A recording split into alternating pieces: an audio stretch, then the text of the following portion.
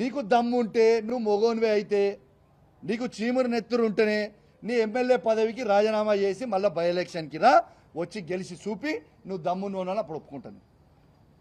Resign చేయి, నీకు దమ్ముంటే నువ్వు రిజైన్ చేయి అంటున్నా నేను.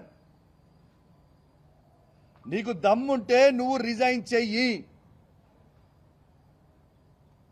Come will go for election, ఆడ చూసుకుందాం. అది నిజమైన ప్రజాస్వామ్యం కదా.